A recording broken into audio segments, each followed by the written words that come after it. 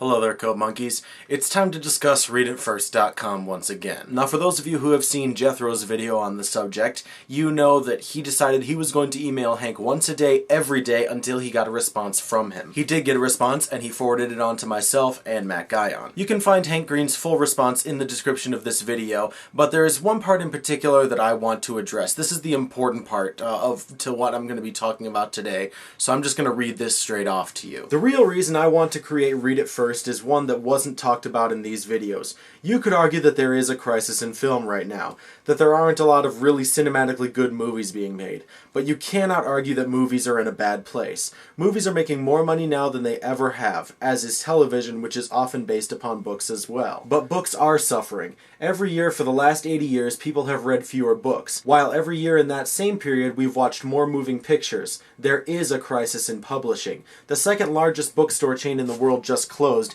meaning that about 20% of the people who worked in the book industry just lost their jobs. Independent retailers are dropping like flies. Time spent with books goes down and down and down and down. You can argue all you want that movies are good and as intellectually engaging as the books they are based on, and I will disagree, and it won't be a big deal. But you can't argue that the publishing industry is doing just fine and doesn't need champions far more than movies do. From my perspective, you're fighting for the juggernaut here. Movies don't need promotion or defending. Books, on the other hand, are in danger of not existing anymore. While I believe, from experience, that reading a book is more rewarding than watching a movie based on a book, that's not really why I want to make ReadIt1. I want to make ReadIt1 to encourage people to read, because they don't, and that's tragic. So that's why I'm doing it. I may be picking on movies more than I ought, but I really don't feel bad about it. Movies and TV, if you combine them, are the most widely enjoyed art form in the world, so I feel like it's a fine angle to use in order to promote reading, which is my goal, but when I'm promoting the site, I'm not going to say, hey look, I'm making a site that promotes reading, because that's fucking lame. I'm going to say, rar rar rar, grumble cakes grumble,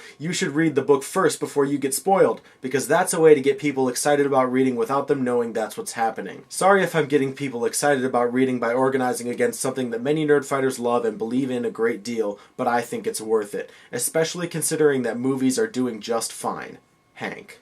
So I think that the debate as it currently exists is pretty much at an impasse. What interests me now is Hank's real reason for creating ReadIt1 and what that reason symbolizes to me. For me, what makes Nerdfighteria great is the exceptional ideals upon which it was founded. And one of those ideals was the notion that there does not have to be a them in order for there to be an us. The idea that we shouldn't need an enemy to rally against in order to feel passionate about something. Hank Green's approach to ReadIt1st completely goes against that ideal. Yes, books are in trouble right now, and yes, movies are the current financial juggernaut, and in Hank's eyes, that seems justification enough to use movies as a scapegoat. To promote and forward the idea that movies are the enemy of books, and they cannot coexist peacefully as forms of media. In a phrase, the ends justify the means. And yes, I do agree that movies are much better off than books, at least from a financial standpoint, but does that mean it's okay to pick on the rich kid? Doesn't this just create more animosity? Again, I believe that our community was founded upon truly exceptional ideals,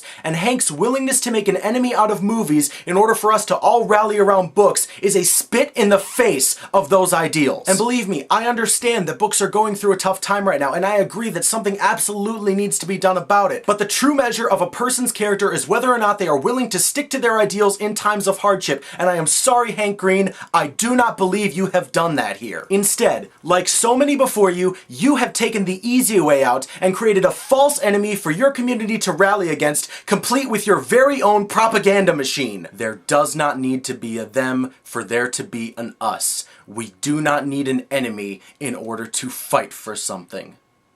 Code Monkeys, I'll see you tomorrow.